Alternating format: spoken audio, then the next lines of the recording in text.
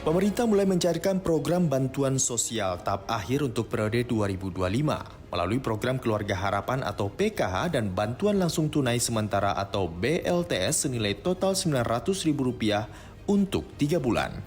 Menteri Sosial Saiful Yusuf menyatakan, saat ini penyaluran sudah mencapai 4 juta keluarga penerima manfaat dari target 35 juta. Total anggaran BLTS mencapai Rp31,54 triliun dengan nominal Rp300.000 per bulan yang dicairkan sekaligus. Penerima bansos diutamakan untuk keluarga miskin yang terdaftar dalam Data Tunggal Sosial Ekonomi Nasional atau DTSEN, termasuk ibu hamil, anak sekolah, lansia, dan penyandang disabilitas. Menteri Sosial mengingatkan bansos harus digunakan sesuai peruntukan dan tidak ada pungutan biaya sama sekali. Untuk cek status penerima, masyarakat dapat mengakses laman resmi Kemensos di cekbansos.kemensos.go.id.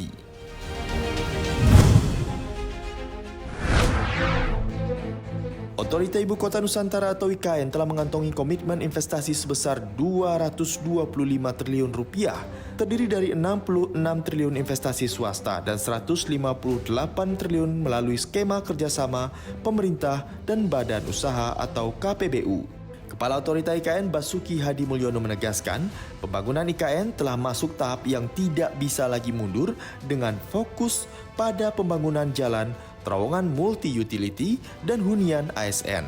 Presiden Prabowo Subianto telah menyetujui anggaran lanjutan pembangunan sebesar Rp48 triliun untuk periode 2025 sampai 2029 melalui Perpres nomor 12 dan Perpres nomor 79 tahun 2025. Pemerintah menargetkan Nusantara resmi jadi ibu kota politik pada tahun 2028.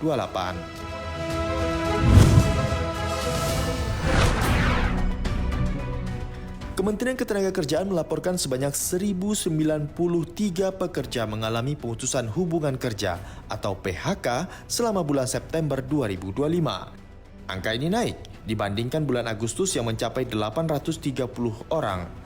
Namun masih lebih rendah dari bulan Juli dan Juni yang menembus 1.000 pekerja lebih.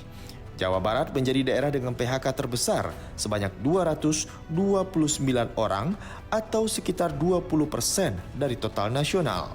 Disusul Kalimantan Timur, Jawa Timur, Sumatera Selatan, dan Jawa Tengah.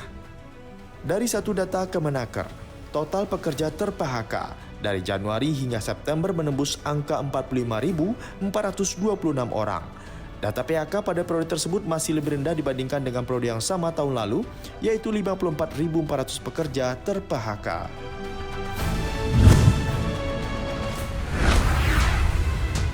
China kembali membeli kedelai dari Amerika Serikat. Langkah ini terjadi menjelang pertemuan Presiden Amerika Serikat Donald Trump dan Xi Jinping.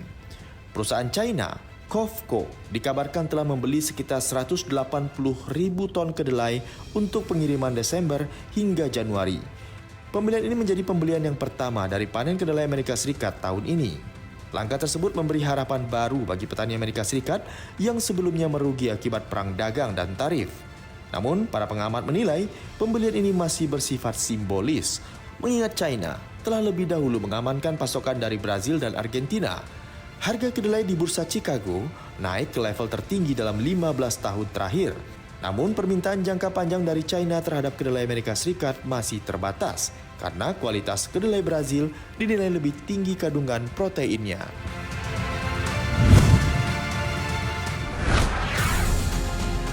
Presiden Amerika Serikat Donald Trump kembali menyerang kebijakan Bank Sentral Amerika Serikat atau The Fed.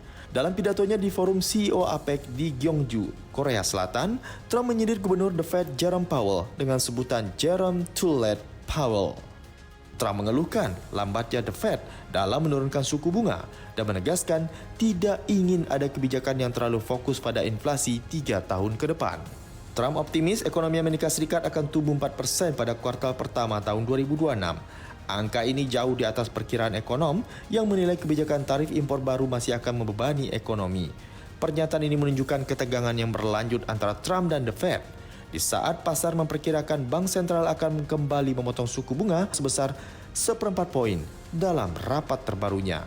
Dalam pidatonya, Trump juga menyebut investasi baru dari perusahaan global seperti TSMC, SoftBank, Hyundai, serta mengajak Korea Selatan dan Jepang untuk bekerja sama di sektor galangan kapal.